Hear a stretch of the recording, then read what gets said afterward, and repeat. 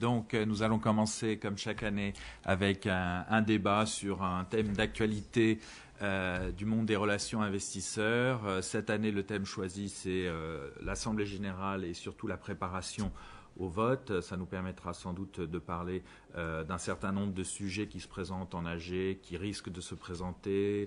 Voilà, donc on les passera en revue les uns et les autres, on verra les tendances. Je vais d'abord faire un tour de table pour présenter les différents speakers. Bon, commençons ici. Donc, Cédric Laverie, vous êtes Head of Corporate Governance d'Amundi, ce qui veut dire que chez le plus gros asset manager français, vous êtes responsable finalement de toutes les politiques de vote. Donc, vous êtes quelqu'un d'important par rapport au paysage des assemblées générales, puisque le poids d'Amundi, effectivement, est très conséquent.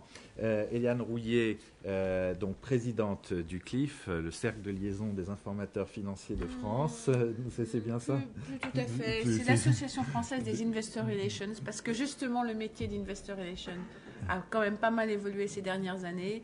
Et ça n'est pas seulement qu'une fonction d'informateur financier, mais ça, je t'en parlerai si tu veux, une autre fois. Bah, peut-être dès la semaine prochaine au séminaire du CLIF lundi prochain. Dans une semaine, rendez-vous à tout le monde là-bas. Catherine Salmon, bonjour. Donc, vous êtes responsable pour la France donc, des politiques de vote ou des recommandations d'ISS, donc, qui est un des proxy advisors les plus importants, les plus connus et qu'on va découvrir peut-être un peu plus ce soir justement. Et enfin, François Basset-Chercot, vous êtes secrétaire du conseil d'administration de L'Oréal et vous êtes aussi président de l'association des secrétaires de conseil au sein de l'Institut français des administrateurs. Voilà. Alors j'ai dit par rapport à ISS que c'est peut-être l'occasion de commencer avec vous pour présenter un petit peu le rôle que joue ISS dans le paysage, parce que j'ai été surpris en préparant ce débat, et en fait on se rend compte que c'est parfois comment dire en anglais, des misconceptions, des idées reçues qu'on a qui sont fausses. Par exemple que ISS ne vote jamais, en fait. Vous êtes uniquement dans le conseil. Est-ce que vous pourriez peut-être reclarifier un petit peu le rôle d'ISS pour qu'on comprenne tous, parce que moi, par exemple, je pensais qu'effectivement, vous pouviez avoir un rôle, y compris dans le vote physique. Donc, effectivement, par rapport à notre activité professionnelle qui est directement liée aux assemblées générales, nous offrons deux types de services. Le premier, un service de recommandation de vote. Donc, nous établissons des recommandations de vote sur la base de différentes politiques de vote. Il y a des politiques de vote qu'on appelle standards, qu'on établit en collaboration avec nos clients investisseurs et qui diffèrent en fonction des marchés sur lesquels elles s'appliquent. Donc, il y a une politique de vote ISS standard pour le marché américain, pour le marché canadien, pour l'Europe avec des spécificités sur certains marchés européens et également pour l'Asie. Donc ça, et par ailleurs, nous sommes également prestataires de services pour nos clients, c'est-à-dire qui ont des politiques de vote personnalisées, ce qui signifie concrètement que pour une même assemblée générale, les analystes ISS sont susceptibles d'émettre des recommandations de vote pour et contre sur la même résolution, en fonction des politiques de vote qu'ils ont à gérer. Donc ça, c'est le premier type de service que nous offrons. Le deuxième type de service que nous offrons, qui est de faciliter en fait l'accès aux assemblées générales pour nos clients investisseurs. Donc, nous avons mis en place une plateforme de vote, ce qui permet à nos clients d'accéder à toutes les informations relatives aux différentes assemblées générales dans les sociétés dans lesquelles ils sont actionnaires. Et ça leur permet donc de gérer sur une seule et même plateforme tous leurs votes. Et effectivement, à aucun moment, nous ne votons pour le compte de nos clients. Ce sont les investisseurs qui votent directement. On leur offre simplement un outil qui leur permet donc de voter. Alors, en vous écoutant, et puis je me base aussi sur des conversations que j'ai eues avec vous en préparant ce débat, j'ai l'impression que la manière dont ISS vit son rôle est pas du tout une manière de vote activiste, mais plutôt de faciliter une certaine pédagogie. C'est-à-dire que, en fait, ce que vous voulez, c'est rendre la lecture des résolutions plus simple, parce que parfois elle est assez confuse pour l'investisseur, et donc vous digérez pour eux sous forme de notes et de manière beaucoup plus claire. Et j'ai l'impression que beaucoup de gens, en fait, vous utilisent pour comprendre mieux les résolutions et les lire et les digérer facilement, mais pour ensuite prendre leurs propres décisions et pas forcément suivre cette recommandation de vote positif ou négatif que vous affichez en première page. Oui, tout à fait. Je pense que nous sommes des prestataires de services et je pense qu'on peut dire qu'on est des facilitateurs dans le sens où quand vous voyez les informations qui sont communiquées par les sociétés qui sont assez importantes, avec des communications sur les thèmes de la gouvernance faites à différents endroits dans les documents de référence et même parfois dans des documents séparés, une grande partie de notre travail, c'est de consolider toutes ces informations qui sont liées à la gouvernance pour les transmettre dans nos rapports qui sont communiqués à nos clients. Donc non seulement on traite les informations, c'est-à-dire qu'il y a cet aspect politique de vote où effectivement on analyse la résolution et où on émet une recommandation, mais pas seulement. Une grande partie de notre travail, c'est également de collecter les informations et de les réunir dans un seul document, ce qui permet à nos clients de travailler plus vite, puisque eux ne sont pas investisseurs dans une seule société, mais dans de multiples sociétés.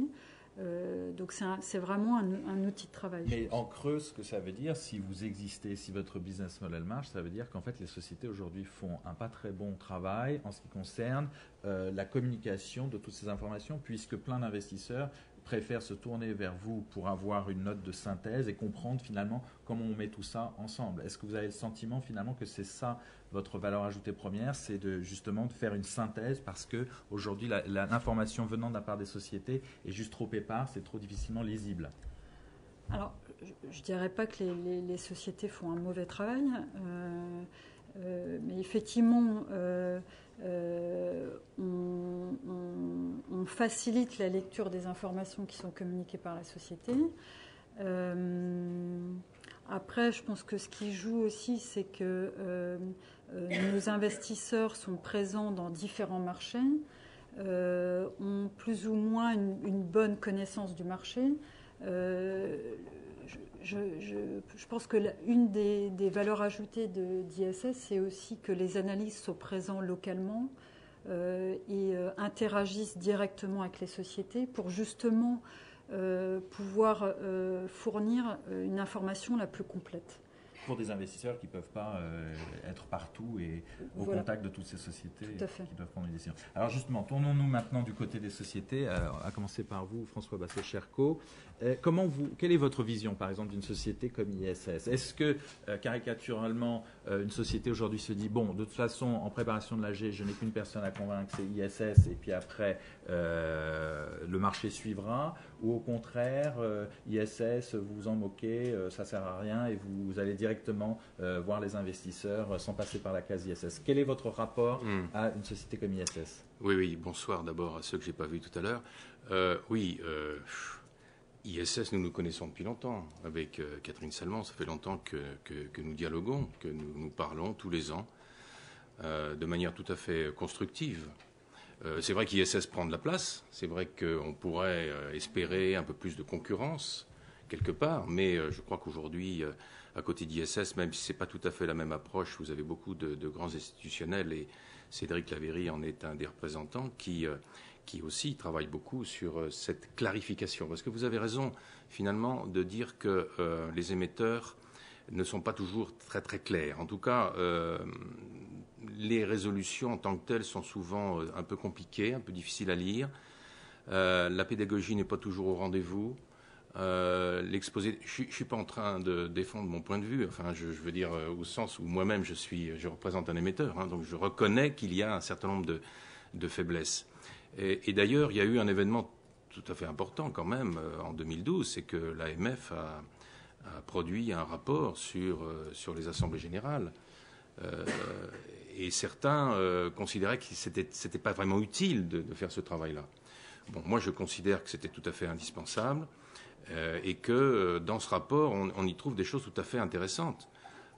Par exemple, vous parliez des échanges, du dialogue. La première chose de ce rapport, c'est le dialogue dit permanent entre les actionnaires et les émetteurs. Ça veut bien dire que c'est quelque chose qui n'est pas seulement au moment de l'Assemblée générale, mais quelque chose qui vit tout au long de l'année.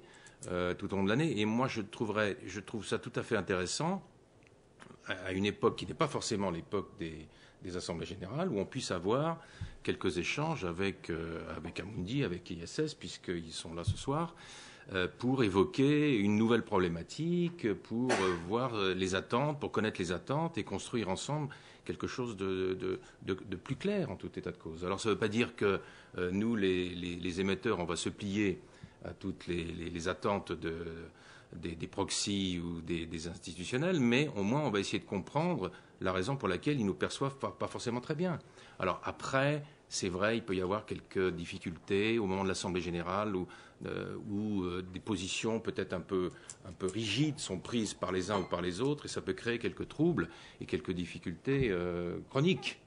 Hein, au niveau des quorums notamment, et voilà. Et puis, vous savez, aujourd'hui, on peut déposer des points à l'ordre du jour, on peut déposer des projets de résolution, donc tout ça, ça devient un petit peu sensible. Mais il ne faut pas prendre ça comme étant une confrontation, quelque chose de frontal. Il faut qu'on prenne ça comme étant quelque chose de constructif. En tout cas, je défends cette position. J'ai oublié de préciser que, bien entendu, à l'issue d'un certain nombre de minutes de débat, on essaiera d'ouvrir aussi aux questions de la salle pour que vous puissiez interroger directement nos panélistes. Oui, ce que je voudrais aussi dire, c'est que moi, je m'exprime avec mon expérience, c'est une forme de témoignage, mais que, voilà, la position de L'Oréal n'est pas forcément celle-là en tout point de vue. Hein. Moi, j'essaye de faire progresser le débat. Mais, alors justement, pour progresser dans le débat, par rapport à ce rôle qu'occupe ISS aujourd'hui, vous pensez qu'ils sont vraiment les gardiens du vote en bloc des actionnaires, ou au contraire, le travail de pédagogie, c'est la partie la plus importante de leur travail, mais qu'en fait, le travail d'un investor relation ou d'un secrétaire de conseil pour préparer l'AG ne passe pas intégralement par l'interaction avec ISS? Non, je ne sais pas comment vraiment bien répondre à cette question. Ce que je veux dire, c'est que les problèmes, les sujets soulevés sont des vrais sujets en général. En général. Bon. Quand on parle de la dissociation ou non des fonctions de président, directeur général, quand on parle de l'indépendance des administrateurs, quand on parle des rémunérations, c'est un sujet, c'est en tant que tel. Donc, il faut essayer de comprendre les attentes des uns et des autres et de discuter autour de ça. Vous voyez ce que je veux dire? Il n'y a pas... Bon, aujourd'hui, le paysage, il est ce qu'il est, avec ISS, avec les grands institutionnels, avec l'AFG, ici représenté, qui est quand même non négligeable. Vous en avez d'autres qui sont un peu plus poil à gratter, sans les nommer, Proxinvest ou Fitrust, que nous connaissons bien et que nous rencontrons au même titre que nous avons des échanges avec nos amis ici. Et alors, ce qu'on a entendu tout à l'heure, et je le disais, si ISS prospère, visiblement, c'est aussi parce que, côté émetteur, vous n'êtes pas assez clair dans la manière de pédagogiser. Moi, j'ai entendu, par exemple, que souvent, la pédagogie d'un émetteur concernant les résolutions, c'est de faire un copier-coller de la résolution elle-même pour que les gens la lisent. On a fait ça longtemps, c'est pas une bonne idée. Il faut essayer de progresser un peu, il faut essayer d'être un peu plus clair, simple, et que en général d'ailleurs, si on est compliqué, si on n'est pas compris, c'est qu'il y a quelque chose qui n'est pas clair dans la résolution en question. Hein. Donc il faut en débattre en interne avant. Alors justement, parce que ça a un sens. Est-ce qu'une résolution a vraiment un sens? À quoi ça rime? Alors c'est un sujet qu'on a évoqué tous les deux quand on préparait ce débat. Justement, l'organisation interne pour préparer ces résolutions, cet AG, etc. Il ne faut pas laisser ça uniquement aux juristes, aux avocats, etc., qui sont totalement incompréhensibles pour des investisseurs. Est-ce qu'il y a des juristes dans la salle? Parce que j'avais envie de répondre, surtout pas.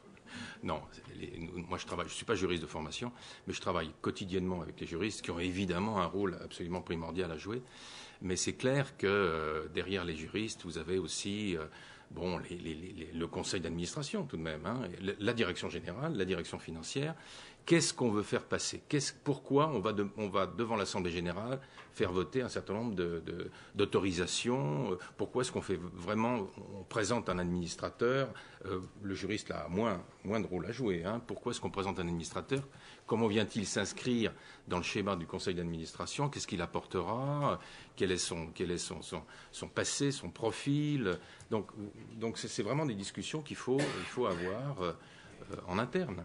Avec toutes les parties prenantes que je viens d'évoquer.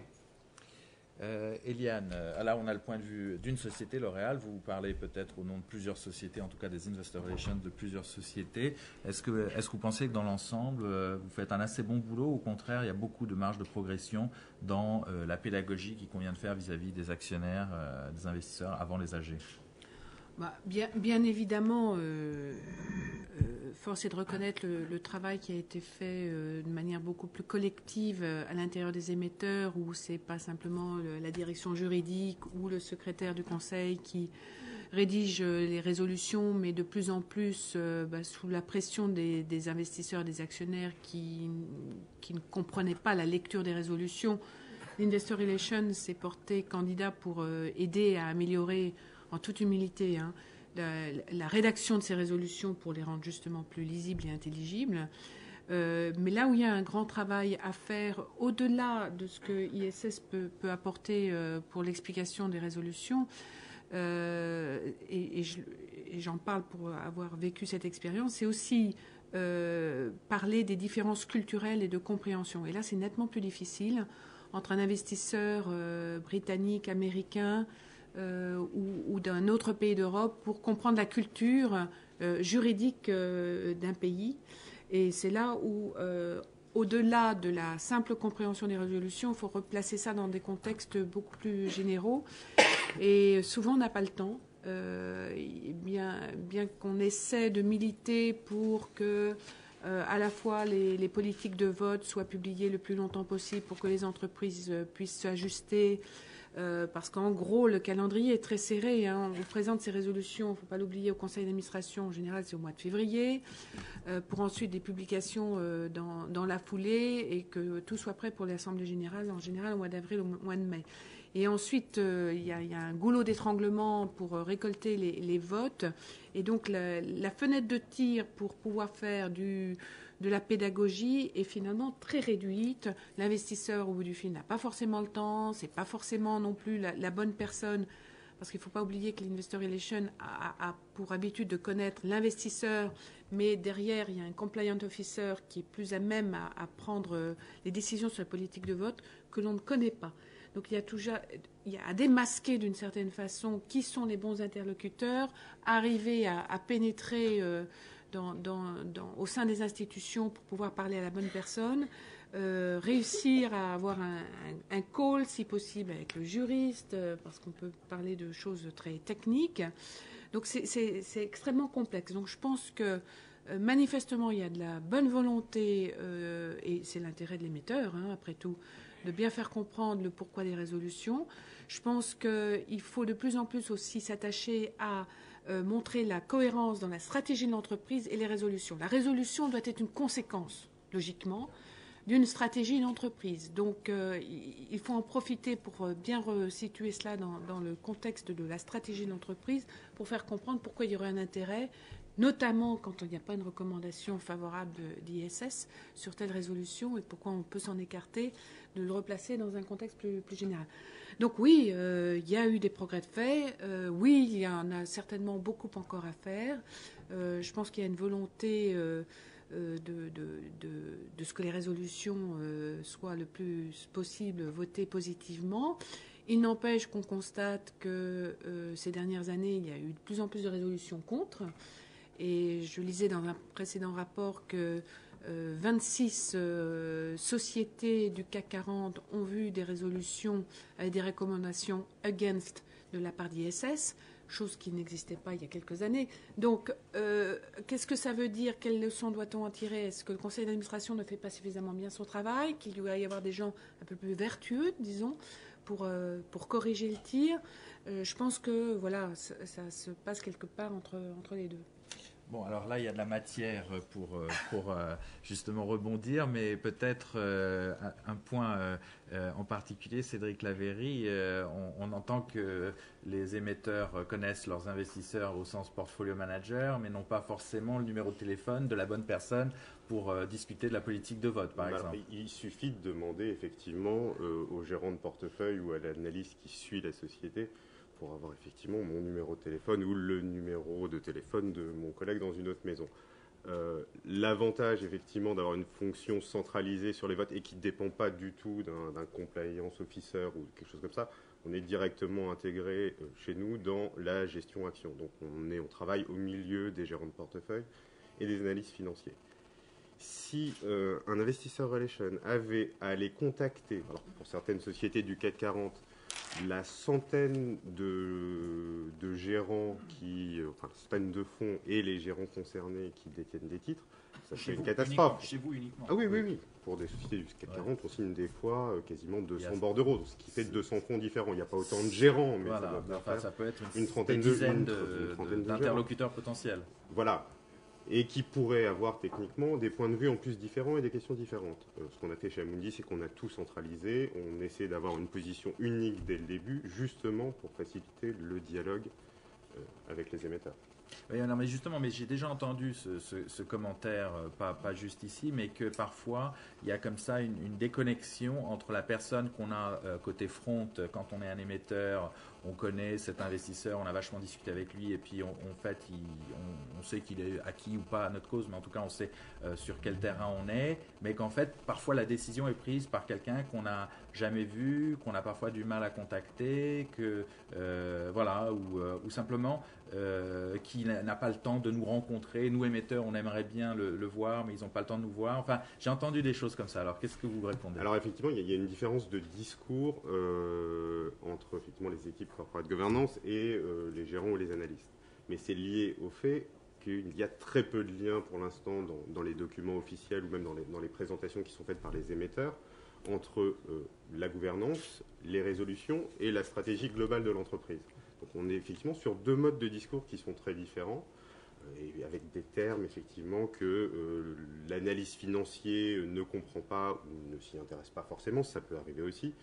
Et voilà, donc il y a deux niveaux de dialogue. Il y a un niveau de dialogue effectivement qui est souvent le relation investisseur avec les gérants et les analystes, et un autre niveau de dialogue qui est fait entre les équipes corporate governance et l'interlocuteur dans la société. Ça peut être très divers, ça peut être des relations investisseurs, ça peut être des secrétaires de conseil, ça peut être aussi des directeurs juridiques. Mais quel est le dialogue utile? Parce qu'après tout, là, on va faire une checklist à l'attention des ARO. Est-ce que ça sert finalement à quelque chose pour l'émetteur de discuter de son AG avec l'investisseur qu'il connaît, ou est-ce qu'il a plus besoin de discuter avec vous, de vous convaincre vous, parce que finalement c'est vous qui allez voter, ou est-ce qu'au contraire c'est le gérant qui connaît bien la société qui viendra vous voir parce que vous n'avez pas le temps de connaître 10 000 sociétés et qui vous expliquera le truc et vous mettrez d'accord? Enfin, comment ça marche? Alors, si le relation investisseur arrive à intéresser tous les gérants aux questions de gouvernance et aux résolutions qui sont très très juridiques et souvent incompréhensibles, ça sera très bien. Ma position disparaîtra ou restera juste pour coordonner effectivement des gérants qui auraient des visions différentes, pour qu'effectivement Amundi en tant qu'asset manager ait une position unique vis-à-vis de l'émetteur. Mais voilà, mais pour l'instant on n'est pas du tout dans cette situation parce que le niveau de dialogue n'est pas le même. Donc tant que le niveau de dialogue sera différent, il y aura des équipes différentes au sein des asset managers. C'est assez contre-intuitif parce que quand on est réparti sur un grand nombre d'asset managers à l'intérieur d'une société de gestion, bon, il peut y en avoir plus qui sont sur le terrain, qui connaissent les différentes sociétés. Mais quand on concentre sur un petit département pour toute la politique de vote, ça veut dire que il vous incombe de suivre beaucoup de sociétés et ça doit être assez taxant. On prémâche le travail pour nos analystes et nos gérants. C'est-à-dire que sur une assemblée, on va dire qu'il fait une vingtaine de résolutions, il y en a au moins 15 qui sont des résolutions de routine, donc qui ne vont pas poser de problème. Après, les résolutions effectivement qui vont intéresser les gérants le plus souvent, ça va être les augmentations de capital et ça va être aussi parfois les rémunérations. Effectivement, comme nous, on ne peut pas connaître effectivement toutes les sociétés, on vote environ 2000 AG par an, ce qui doit faire 1500 sociétés. C'est impossible effectivement de les connaître aussi bien qu'un gérant ou un analyste financier qui suit un périmètre effectivement beaucoup plus restreint. Donc nous, on va voir nos gérants et nos analystes financiers quand effectivement il y a une question qui est liée à la performance ou à la stratégie de l'entreprise. Et les rares cas où ça arrive, ça va être souvent des cas de plans de rémunération qui sont censés être liés à la performance de la société. Et donc on va demander à l'analyse si les critères qui ont été choisis conviennent bien.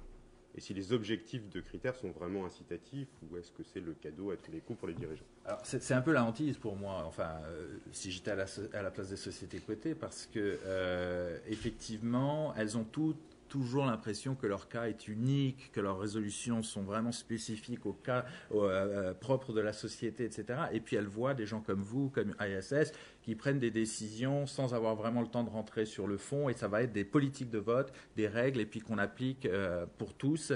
Est-ce que vous avez le sentiment que ces process ISS ou Amundi ne prennent pas suffisamment en compte, par exemple, des besoins spécifiques de comprendre le business model et la stratégie de la société? Oui, c'est pour ça qu'on essaie de discuter en amont. Et l'idéal, ça serait pas seulement au moment névralgique des préparations en AG.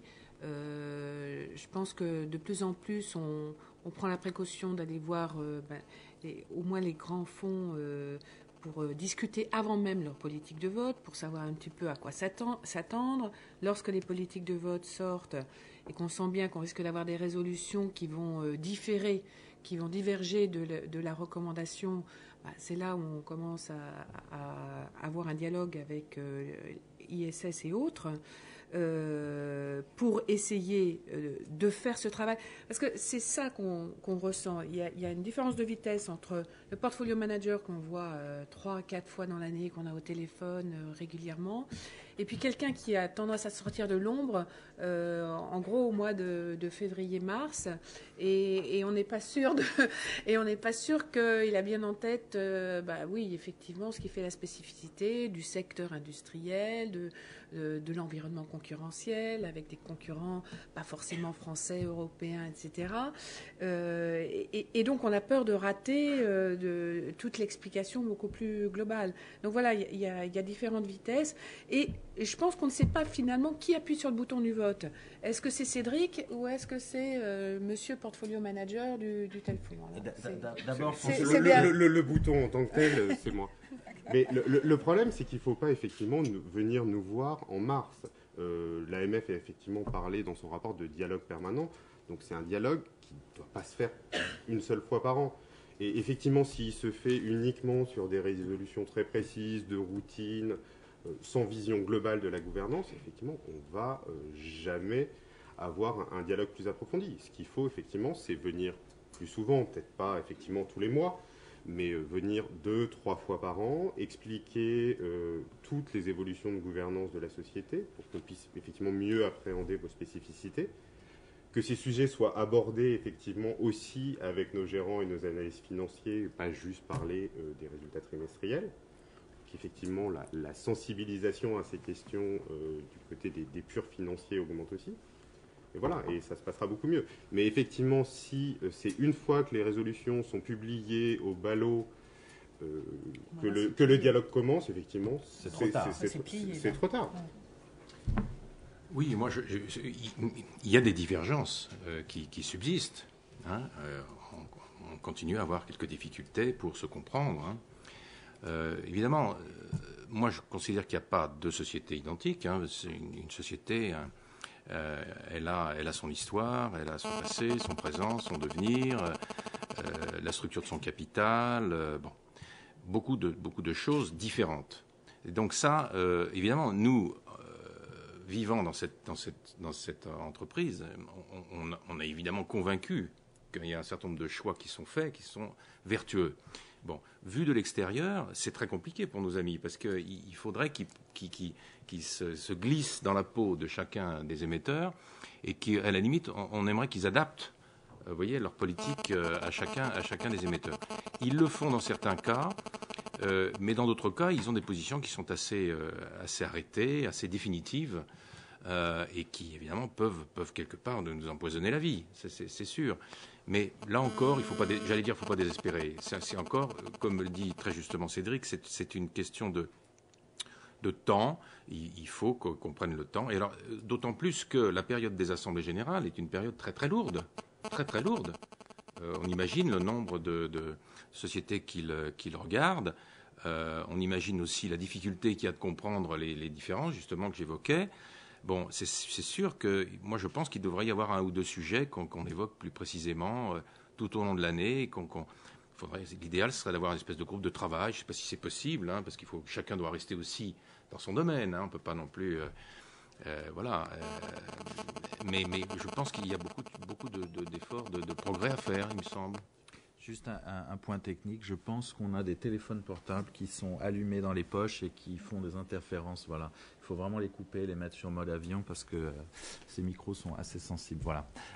Alors, justement, Cédric, je voudrais vous reposer une question que j'ai posée tout à l'heure par rapport à ISS. Vous, l'utilisation que vous avez d'ISS, vous suivez parce que justement vous avez tellement de votes, tellement d'AG, etc. Ça vous aide beaucoup, vous regardez ce que dit ISS, vous êtes en ligne avec leur politique et vous votez comme eux, ou au contraire, vous vous en moquez complètement, vous faites tout le travail from scratch, tout seul, dans votre coin? Alors si on s'en moquait totalement, effectivement, on ne les prendrait pas comme prestataires, parce qu'on ne les paye pas pour ne rien faire. Enfin, on utilise 3 proxy advisors différents, dont ISS, et en fait, on n'utilise pas les services de recommandation customisés par rapport à notre propre politique de vote, parce que ce qui nous intéresse, c'est effectivement, ce que disait Catherine, le regroupement d'informations dans un même format, et l'analyse et la plus-value qui est apportée par les analystes d'ISS et des autres. Après, c'est à moi et à mon équipe, effectivement, de faire le travail d'analyse par rapport à notre propre politique de vote et d'aller travailler, effectivement, sur les documents de la société pour avoir, effectivement, un plus d'informations. Pour les sociétés françaises, comme on essaie de faire du dialogue et de les prévenir le plus longtemps à l'avance, effectivement, d'un possible vote négatif, en fait, dans ces cas-là, la plupart du temps, on envoie notre propre alerte d'alerte avec notre propre analyse qui est faite avant que les analyses d'ISS soient sorties. Alors, donc on peut le faire from scratch, mais comme effectivement il y a une très grosse volumétrie. Mais je vais faire une question un peu provoque, mais il me semble quand même que le plus souvent, dans votre track record de vote, vous votez à l'inverse de la recommandation d'ISS. Non, je dirais pas à l'inverse. En tout cas, c'est pas 99% dans le sens du ISS. Ah non, loin de là. C'est pas du tout 99% dans le sens d'ISS. Et j'aimerais comprendre pourquoi. Mais c'est pas l'autre opposition non plus. Sinon, ça serait un très mauvais analyste, ou alors que nos politiques de vote seraient vraiment totalement différentes. Mais en tout cas, le fait que ça soit pas aligné, ça interpelle et ça nous dit quoi finalement? Ça veut dire tout simplement qu'on a des politiques de vote différentes, même si elles sont sur des principes de bonne gouvernance qui restent assez communs. Et nos votes sont différents parce qu'on va peut-être effectivement prendre en compte effectivement ce que nous disent les sociétés. Donc on accorde une grande importance au dialogue. Et donc effectivement on va essayer de prendre en compte la spécificité de telle entreprise et effectivement pas faire de box ticking. Et dans ce cas-là, même si sur le principe on pouvait être d'accord au début avec ISS, finalement les arguments de la société nous ont totalement convaincus et on change notre orientation de vote. Enfin, c'est le principe du complier explain, c'est-à-dire qu'on a nos propres principes, la société s'écarte de ses bons principes. Si elle a une justification valable, on l'acceptera. Mais par exemple, est-ce que vous avez l'impression que par rapport à ISS ou d'autres qui sont d'origine nord-américaine, vous comprenez mieux le contexte français, le pourquoi de la résolution, etc. Donc vous avez une capacité à accepter telle ou telle résolution là où d'autres qui sont plus éloignés disent « Ah non, non, ça ne rentre pas dans nos critères » et qui ne comprennent pas parfois les sociétés françaises et le marché local français. Même si ISS est bien ancré avec vous ici à Paris, on a toujours la suspicion que si c'est un proxy advisor d'un autre pays, il va amener une lecture culturelle différente, voire même un parti pris juridique issu de son pays. Non, enfin sur nos 3 proxy advisors, effectivement, il y en a 2 qui ont des équipes locales, donc ISS et Fox Invest. Donc effectivement, il n'y a pas de biais international ou étranger qui ne comprendrait pas le système juridique français. On en a un 3e qui effectivement est international, et je trouve que même des analystes qui sont à l'autre bout du monde, puisqu'ils sont souvent au Canada, arrivent très bien à comprendre les spécificités françaises. Donc non, il n'y a pas une incompréhension. Par contre, effectivement, les politiques de ces proxy advisors, donc la politique standard, reflètent les préoccupations de l'ensemble de leurs clients. Donc leurs clients, par contre, ne sont pas uniquement français. Donc effectivement, des investisseurs étrangers peuvent avoir du mal à comprendre certaines spécificités françaises, et même s'ils les comprennent, ils peuvent avoir du mal à les accepter. Oui, ben justement, je voudrais vous faire parler là-dessus, parce que parfois il y a une incompréhension de part et d'autre, c'est-à-dire que la société française se met en conformité pour la résolution avec le code du commerce, et puis elle se prend une résolution refusée par des investisseurs internationaux, et la société ne comprend pas parce qu'elle sait que dans son droit national, cette résolution est tout à fait conforme, et vous dites que finalement les sociétés ont tort parfois de regarder uniquement les aspects juridiques de leur résolution. Voilà, c'est un peu le problème du juridisme, du dialogue de gouvernance français, qui fait qu'effectivement beaucoup de nos interlocuteurs sont des directeurs juridiques. Ce qui fait qu'effectivement, si la résolution est autorisée par le Code de commerce, pourquoi y aurait-il un problème? Donc, effectivement, dans ce cas-là, il n'y a aucun débat de gouvernance à avoir, puisque j'espère que toutes les résolutions qui sont proposées respectent le Code de commerce. Mais là, on n'est pas là pour contrôler la légalité des résolutions. On est là pour essayer de comprendre quel est le lien entre la stratégie de l'entreprise et les résolutions qu'elle nous propose, et savoir comment s'inscrivent ces résolutions. Donc effectivement, le type de réponse de certains émetteurs, c'est sur « je peux », c'est « le Code de commerce me le permet ». Alors ça n'existe plus trop en France, mais ça existait il y a 6-7 ans. Ça n'existe plus. Maintenant, on est sur une autre tendance qui ressemble un peu, mais qui est mieux, c'est mais ça respecte le Code AFEP-MEDEF, donc je peux, pourquoi voulez-vous voter contre? Voilà, le Code AFEP-MEDEF est ce qu'il est, c'est-à-dire effectivement un code pour les émetteurs, écrit par les émetteurs eux-mêmes, donc on ne peut pas lui trouver non plus toutes les vertus. Donc on a nos propres règles, et voilà, on les applique. Et puis, ce que je voulais dire aussi, c'est que le Code de commerce ne vous dicte pas votre conduite jusqu'au bout.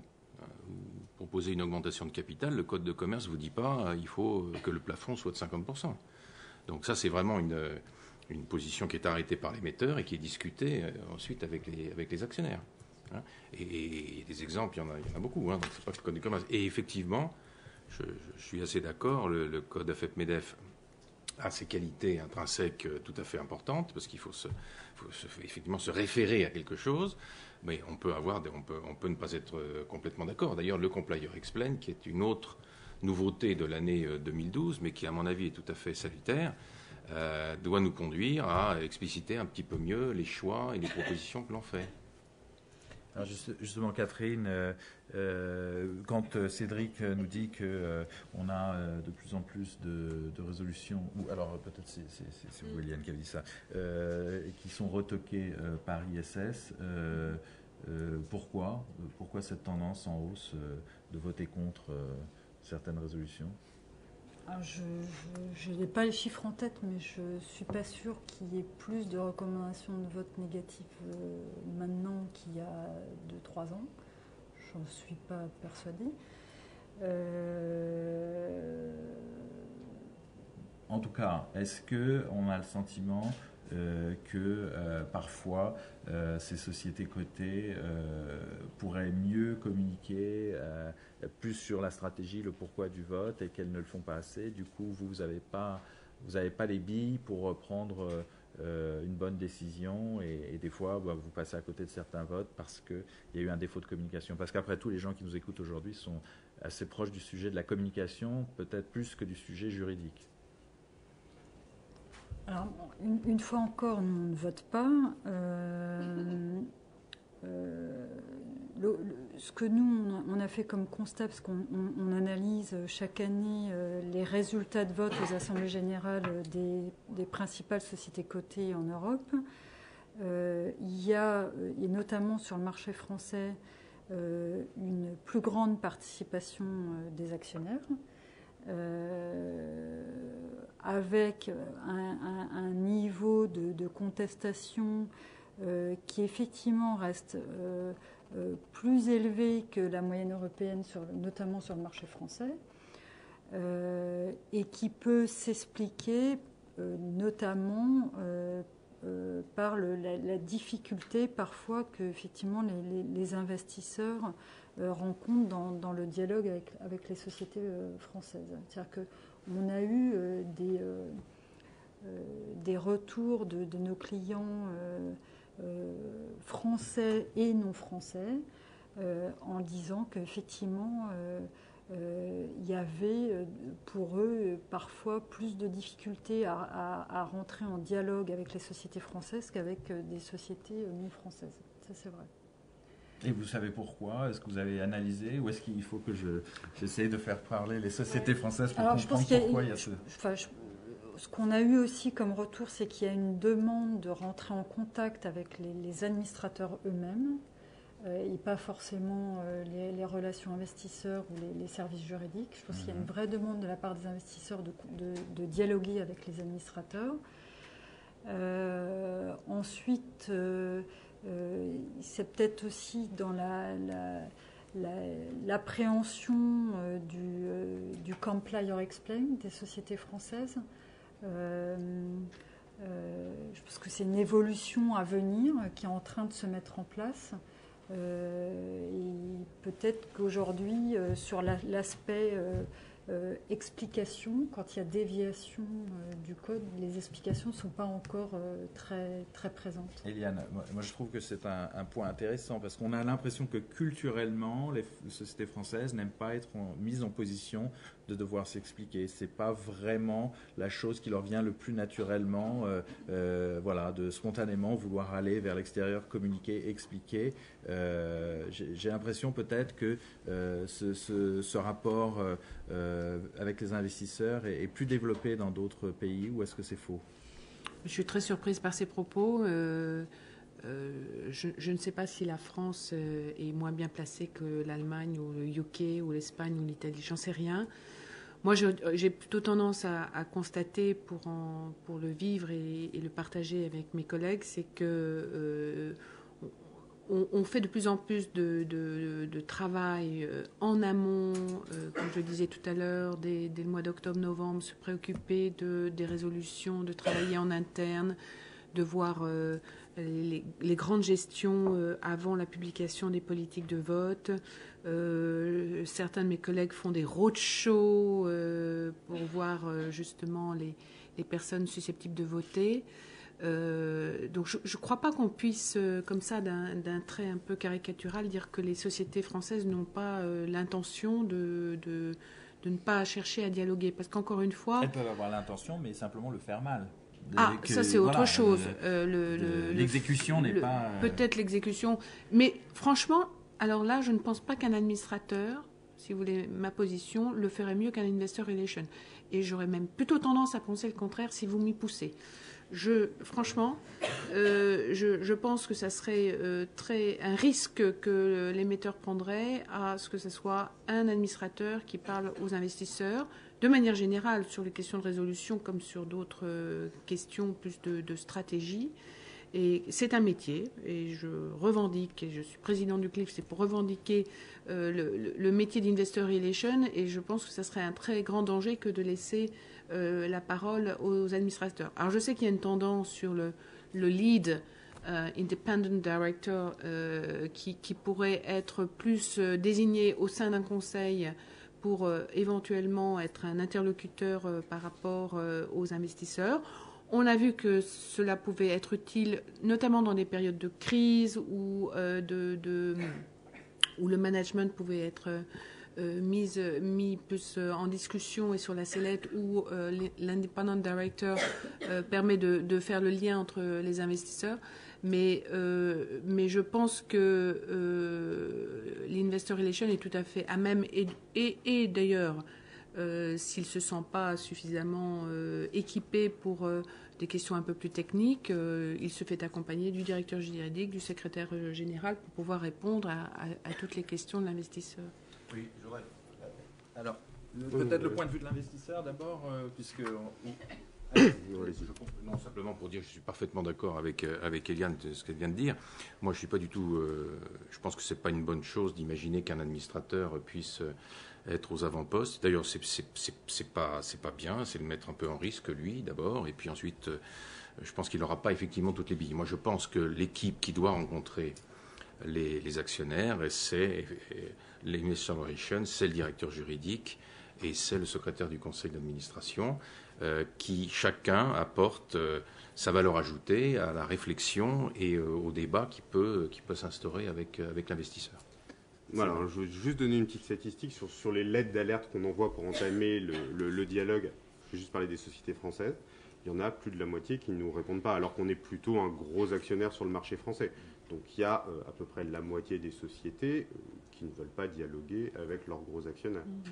Voilà. Après, sur l'organisation du dialogue au sein des sociétés, alors ça peut effectivement être très bien fait par tout le monde. Il y a des relations investisseurs qui sont très très compétents. Par contre, tendanciellement,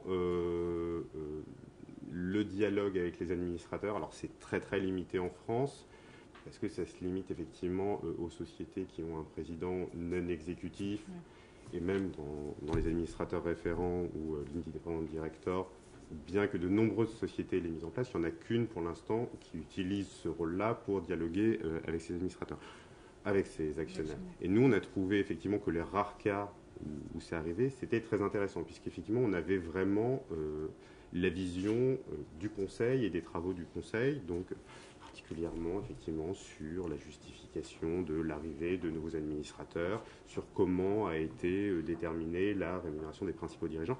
C'est un peu compliqué quand on est un investor relation ou un directeur juridique, donc rattaché hiérarchiquement au DG ou au PDG, d'avoir une vision très critique et d'accepter effectivement ce qu'on peut dire sur la rémunération de son dirigeant. Alors qu'en dialoguant directement avec quelqu'un du conseil, c'est beaucoup plus facile. Et c'est là que, effectivement, le dialogue avec le secrétaire du conseil peut être particulièrement intéressant si on n'arrive pas à avoir un dialogue direct avec les administrateurs, puisqu'effectivement, il est un peu entre les deux. Il dépend du conseil, il dépend quand même, effectivement, de la direction exécutive aussi. Mais voilà, il y a une sensibilité des deux côtés qui peut être intéressante. Alors, je voudrais simplement rajouter aussi que la règle du Compliance Explain telle qu'elle se développe maintenant, enfin qu'elle apparaît, si vous voulez, moi, à mon avis, c'est très très positif, très vertueux. Il faut être très attentif à ça, parce que on est sur des voies de progrès. Bon, et si il apparaît que l'on va pas assez vite quelque part, on va pas du coup prendre une voie différente en disant il faut qu'il y ait un administrateur référent qui soit l'interlocuteur. Non, il faut continuer à travailler sur la voie qui est empruntée depuis un bon moment. Et tiens, je vous renverrai aux travaux de l'IFA qui va assez vite publier un document sur le Compliance Explain. Je crois qu'il y a des gens qui ont pris la mesure de l'importance de cette règle et qui vont petit à petit s'exprimer, être amenés à s'exprimer. Peut-être c'est le moment de vous donner la parole et pour que vous puissiez poser directement des questions à nos panélistes. Est-ce qu'il y a une question dans la salle ? Allez-y. Est-ce que vous pouvez nous dire qui vous êtes ? Est-ce qu'on a des micros, Nicolas ? On a des... Attendez, comme ça on va vous entendre. Allô. Voilà. Loïc Degras de GDF Suez. Quel est le troisième proxy avec lequel vous travaillez ?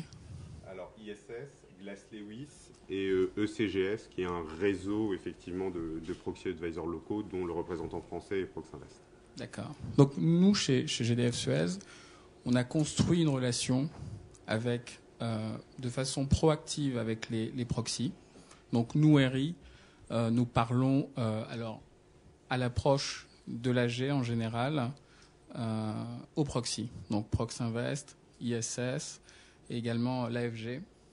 Et les investisseurs, donc on vous a eu déjà monsieur Lavéry, c'est vrai qu'avec les investisseurs, c'est certains investisseurs qui font la démarche de venir vers nous et on accepte bien évidemment l'échange. Donc on a construit au fil des années une relation avec certains investisseurs et de façon continue avec les proxys, avec toujours cette volonté, bien sûr, de nous améliorer, parce que c'est aussi ça le fond du problème. Nous ne sommes absolument pas parfaits. Et il est vrai que les proxys, les investisseurs, nous font remonter un certain nombre de nos défauts ou de choses qui pourraient être corrigées. Mais il y a vraiment cette démarche de fond qui est notre volonté de nous améliorer, parce que ces problématiques de gouvernance sont importantes pour nous. Voilà. Merci. Est-ce qu'il y a d'autres questions ?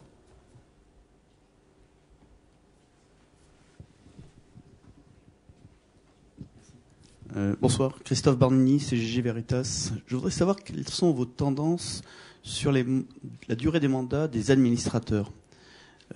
Étant nous-mêmes dans un métier compliqué, nous considérons que ça met un peu de temps aux administrateurs pour comprendre le métier, l'évolution. Nous sommes dans le parapétrolier. Et donc, soit vous-même, Madame Salmon, soit Monsieur Lavéry, je voudrais savoir quelle est un peu votre réflexion là-dessus. Catherine ? Alors, d'une manière générale, donc notre politique de vote pour le marché européen est favorable à une durée limitée du mandat. Ce qui ne veut pas dire pour autant qu'on est que notre politique de vote s'oppose à une présence plus longue de l'administrateur au sein du conseil d'administration.